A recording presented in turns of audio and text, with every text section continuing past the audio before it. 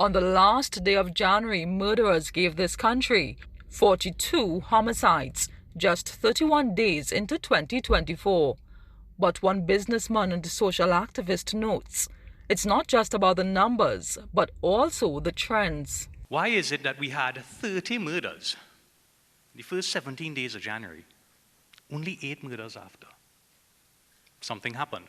This is a gentleman who was in charge of 6, probably the most violent gang in the country, who's been at war with 7, leading to probably 1,200 murders over the last 2 years. Yet come middle of January this year, he was picked up. The police went in, picked him up, charged him with being a gang leader. Oh, murder rate plummets like a stone. This is crime in Trinidad and Tobago. This is how we solve crime in Trinidad and Tobago. Just go arrest the gang leader and the murder rate goes down. So,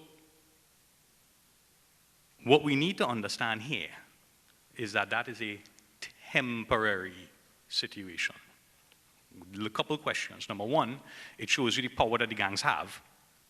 Right? You arrest one gang leader and the murder rate plummets like a stone. Commentators lamented what was defined as factories for crime, environments with a specific set of circumstances which produce undesirable results. Homework centers, after-school care, and more religious activities were some of the social interventions proposed, as opposed to the practice of the state giving out grants and contracts. I could use these guys to mobilize votes, and if these people are kept in a state of I won't use the dependence. Man, if you keep these people down, they will exchange their finger, the most important thing they have, for anything. A t-shirt and a box of KFC. $200, that's... So Party A recognizes that it's in their interest to keep this thing running. Now Party B, see, crime goes out of hand when Party A is in power. And Party B recognizes, well, that's how I could get into power. Because the crime goes up, people get vexed and you vote.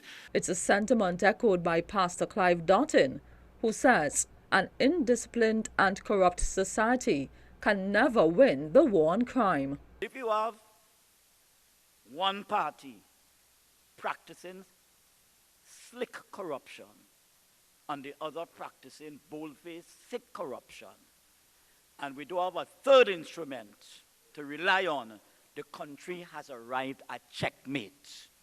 And we have got to understand that.